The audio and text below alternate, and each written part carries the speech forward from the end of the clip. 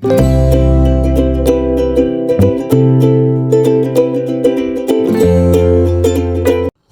hello, salam sejahtera Malaysia. Selamat datang ke channel Ferrell's Lifestyle.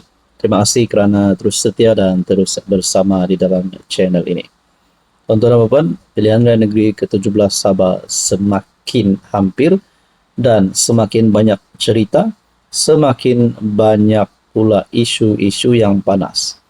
Saudara-saudara, berkaitan dengan PRN 17 sudah pasti. Kita sudah buat pemerhatian kita sendiri. Siapa yang akan menang, parti mana yang akan menang, calon mana yang akan menang. Nah, kita masing-masing ada pemerhatian sendiri. Tapi, adakah perpecahan boleh berlaku di antara pakatan-pakatan yang sudah dibuat ataupun kerjasama yang sudah dibuat? Nah, sebelum ini JRS sudah kehilangan dua komponen, STA dan SAPP. Dan dalam masa yang sama kita tahu kerajaan persekutuan yang disokong oleh PHBN JRS. Tapi di kerajaan negeri Sabah pula, BN adalah pembangkang, manakala JRS adalah kerajaan negeri. Dan untuk PRN 17, kerjasama di antara PH dan JRS pun ada. Tapi persoalannya, bagaimana dengan pembahagian kerusi?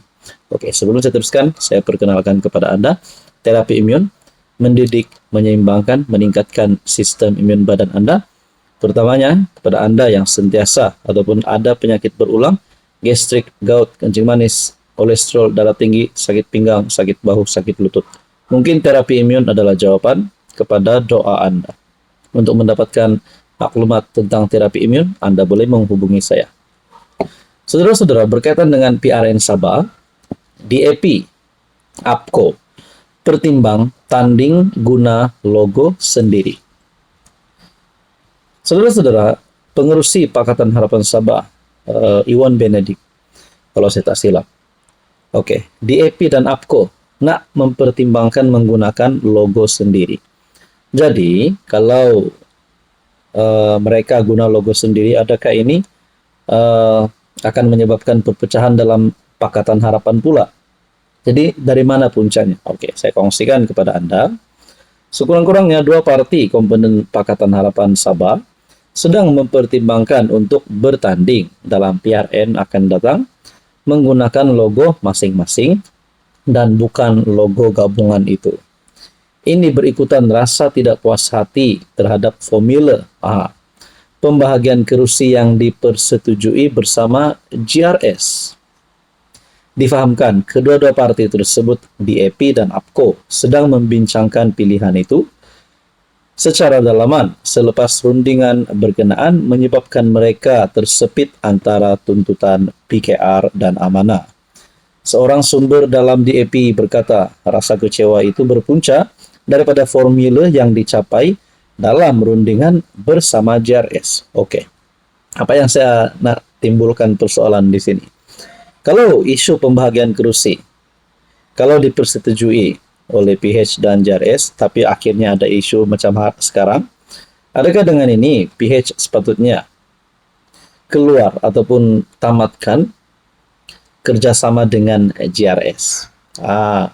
Dan mungkin ada persoalan seterusnya, mungkinkah PH lebih mudah bekerja sama dengan STA, SAPP dan juga mungkin Barisan Nasional. Jadi mungkin JRS akan bergerak solo. Nah, semua ini menjadi persoalan demi persoalan. Nah, jadi bila kita lihat DAP, APCO pun nak mempertimbangkan tanding guna logo sendiri, pasti ada isu dalaman. Dan isunya adalah berkaitan dengan pembahagian kerusi yang dipersetujui oleh Gabungan Rakyat Sabah dan juga Pakatan Harapan Sabah. Nah, teman-teman, berkaitan isu ini, apa komen Anda? Hai, hello, salam sejahtera. Oke, saya kongsikan kepada Anda produk-produk yang saya tag dalam video saya. Ini adalah Jeep Buluwo Men Sling Bag. Ramai yang minat bag ini, Jeep Buluwo Men Sling Bag. Kita ada Korean style glasses ataupun kacamata style Korean yang sangat viral di media sosial. Kita juga ada NY Head Bucket. Boleh guna di mana-mana. Jalan-jalan, nak memancing boleh guna. Kita ada dua warna. Oke, ini adalah NY Head Bucket.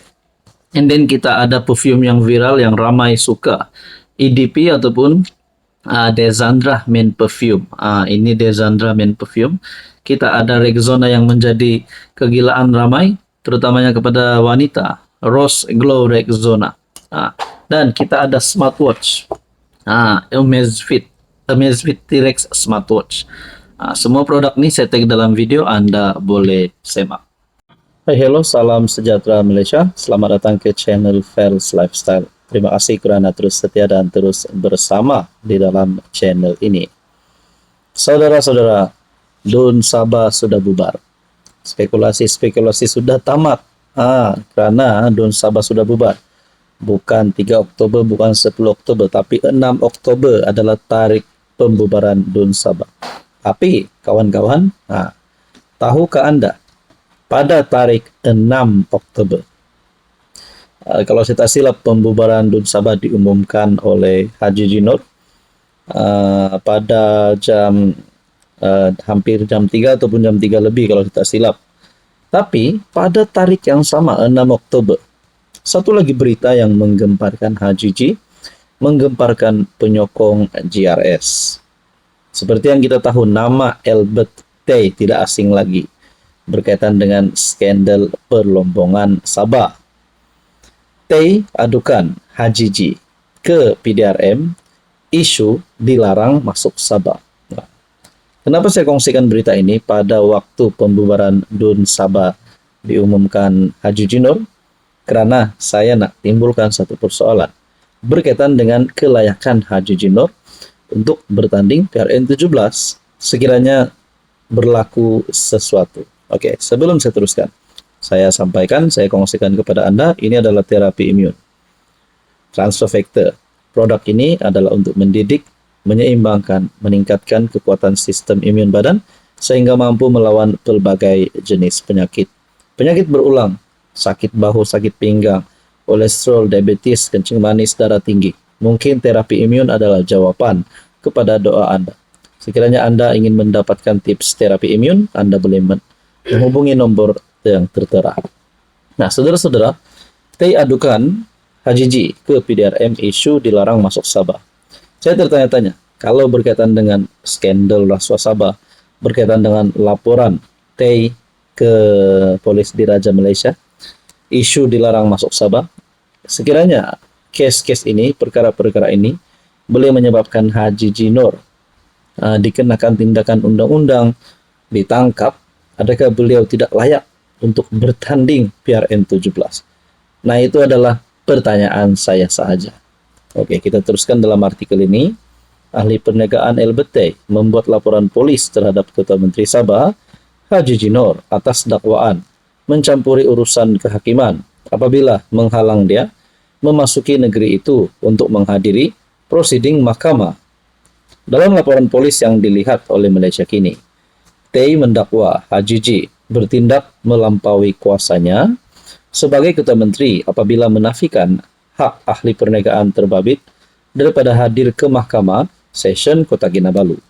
Sekiranya saya tidak dapat masuk ke Sabah serta tidak dapat hadir ke Mahkamah, bermakna siasatan SPRM akan terganggu dan proses pendakwaan oleh Jabatan Pegawai Negara terhadap lebih sedozen adun dan speaker dun yang terlibat dalam skandal rasuah lesen perlombongan akan dihentikan serta ditutup secara terpaksa.